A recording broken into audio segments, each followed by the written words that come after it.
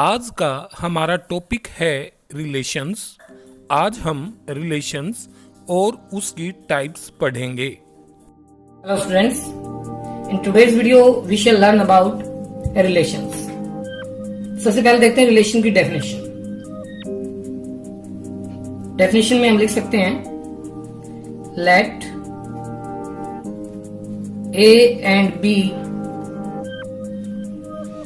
are two non-empty sets. Then any subset of A cross B is called a relation. समझ गए? A cross B का कोई भी subset relation होगा। A cross B क्या है? Cartesian product. 11th क्लास में आप अच्छे से देख चुके हैं। अब इसको ऐसे भी डिफाइन कर सकते हैं कि relation R from set A to B is equal to AB such that A belong to A, B belong to B and AB belong to R। आप इसको ऐसे भी डिनोट कर सकते हैं किसी रिलेशन को। इसका मतलब क्या हुआ कि अगर रिलेशन आपकी सेट A से B की ओर है तो सेट A के सभी एलिमेंट्स का वो रिलेशन B के अलग अलग एलिमेंट्स के साथ होगा। तो पहले आप A के एलिमेंट लिखेंगे, फिर आप B का एलिमेंट लिखोगे सेकंड। A एलिमेंट A से संबंधित है, B एलिमेंट B से बिलोंग करता है और जो रिलेशन के अनुसार आपका पेयर बना है वो हमारी रिलेशन से संबंध रखेगा। क्लियर? आप इसमें रेंज और डोमेन ऑफ द रिलेशन भी प्राप्त कर सकते हैं। जैसे मैं लिखता हूं domain of relation. Domain of relation होगा set of all elements of A is the domain of a relation। Means जो भी आपका सेट A है, इस A के सारे एलिमेंट्स का set domain of the relation. And range, इससे पहले codomain of a relation. Codomain के लिए जो सेट B है, सेट A के सारे एलिमेंट्स का सेट डोमेन और set of all elements of set B is the codomain of relation. Clear? Finally range of relation. अब रेंज देखिए कि A और B, A element set A का है और B एलिमेंट सेट B का है। तो B में कुछ ऐसे एलिमेंट्स भी होंगे जो A के किसी एलिमेंट्स के साथ मेल नहीं खाएंगे, तो वो छूट जाएंगे। यानी कि कोडोमेन का सबसेट हो सकता है रेंज, या कोडोमेन के सारे एलिमेंट्स भी रेंज हो सकते हैं। तो रेंज क्या होगा? Set of all second elements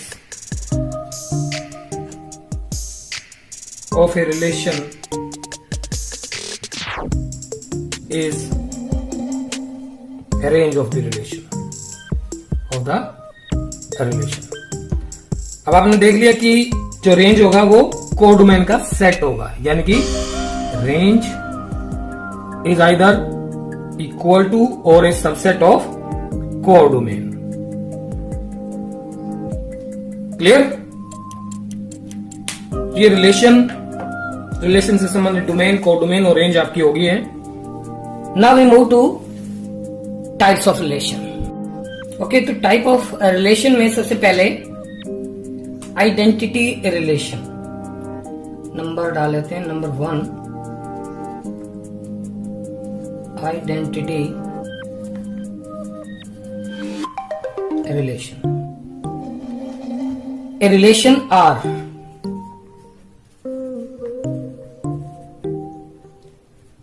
in a set A is called identity relation on A if R equal to AA such that A belong to A. देखिए आइडेंटिटी रिलेशन क्या होती है? जब किसी रिलेशन के दोनों एलिमेंट सेम हो, first element और सेकंड एलिमेंट दोनों सेम हो, तो उसको हम आइडेंटिटी रिलेशन कहते हैं. एक एग्जांपल देख लेते हैं इसमें. मान लीजिए कोई भी सेट है A इक्वल टू 1 2 3. देन अगर आइडेंटिटी रिलेशन लिखनी है, then identity relation equal to 1 1. सारे पेयर्स ऐसे लिखें जिसमें दोनों एलिमेंट सेम हो. 2 2 3 3. बस. तो ये क्या हो गया? आइडेंटिटी रिलेशन कहेंगे. Okay. Now universal relation. Number 2,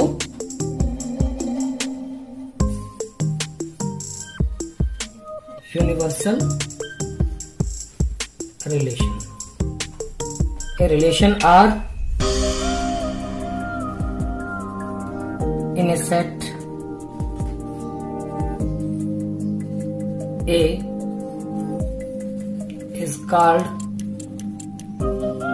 universal relation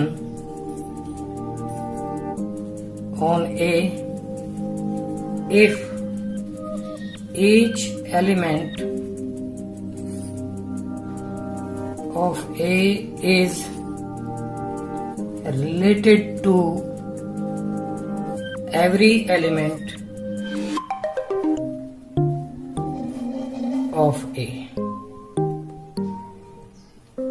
यानी कि आप लिख सकते हो रिलेशन जो होगी वो A क्रॉस A का सेट हो. कोई पेयर नहीं छोड़ना है.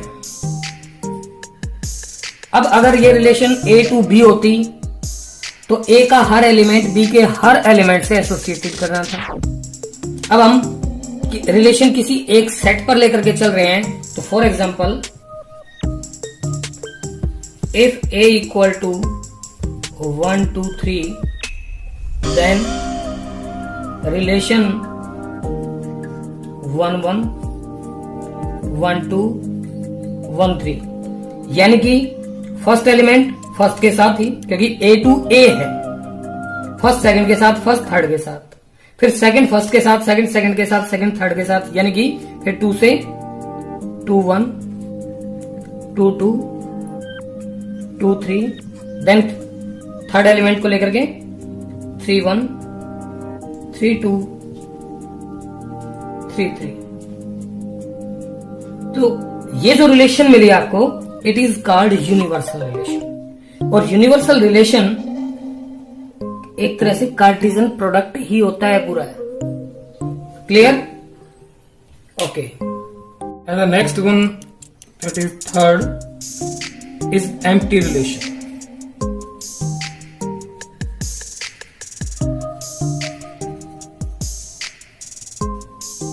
रिलेशन डेफिनेशन आपको बहुत अच्छे से याद करनी है. डेफिनेशन याद होंगी तो क्वेश्चन करने में दिक्कत नहीं आएगी। A relation R in a set A is called an empty relation if no element of set A is related to any element of set A। It means आप कह सकते हैं कि आर जो रिलेशन होगी दैट इज फाई। क्यों? क्योंकि relation is a subset of A cross A, और जब कोई दो एलिमेंट आपस में संबंधित है नहीं, रिलेटेड नहीं है, तो it means empty relation. Okay, fourth यही कर लेते हैं। The fourth is inverse relation. Inverse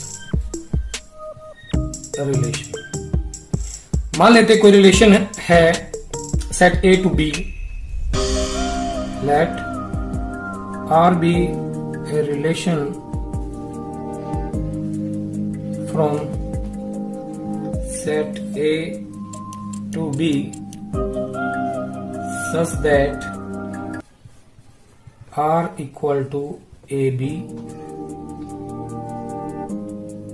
such that A belong to A, B belong to B। ठीक है, देन हमने क्या किया, एक रिलेशन मान ली सेट A से B तक, और वो रिलेशन ये है। Then inverse relation of R, इस R का inverse relation, that is inverse relation, is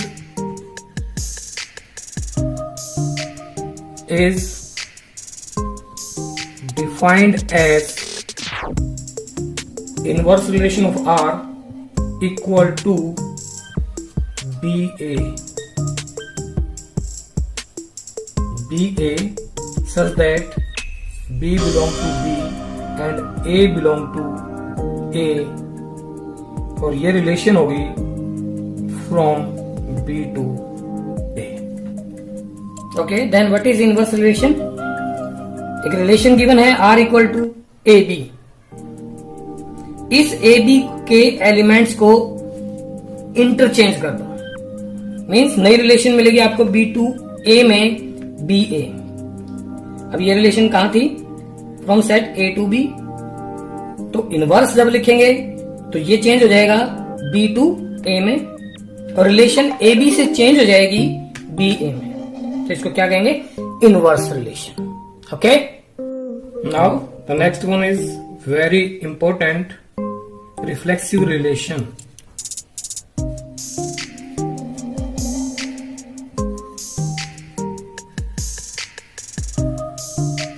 लिख सकते हैं relation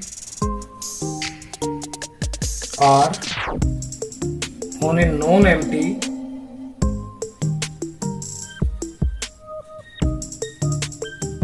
set A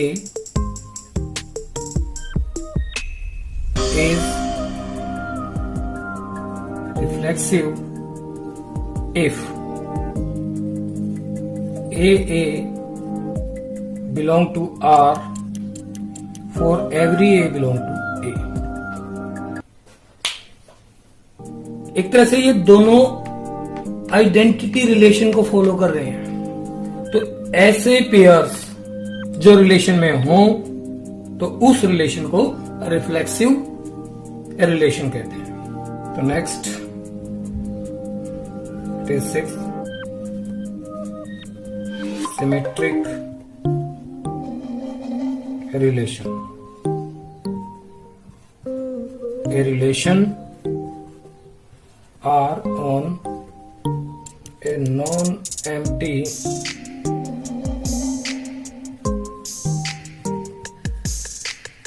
set A is symmetric if AB belong to R, then BA belong to R। मतलब समझिए कि कोई किसी रिलेशन में कोई पेयर है ए बी, अगर ए बी रिलेशन में है तो बी ए भी रिलेशन में होना चाहिए, then it is called symmetric relation. Simple. Seventh, transitive.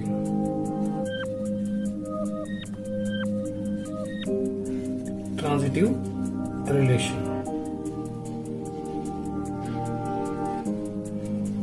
a relation R is said to be transitive relation on a non-empty set A if AB belong to R, BC belong to R, then AC belong to R। क्या हुआ कि किसी relation में A B एक pair है, BC भी उस relation का पेयर है, देन अगर AC भी है तो वो ट्रांजिटिव होगी, अदरवाइज ट्रांजिटिव नहीं होगी। Okay. And I think final is equivalence relation।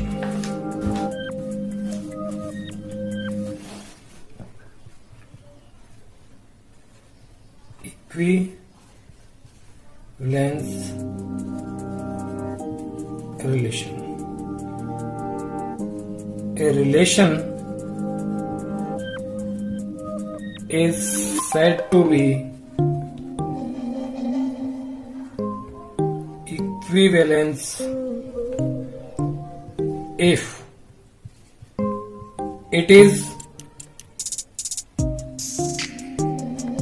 reflexive, it is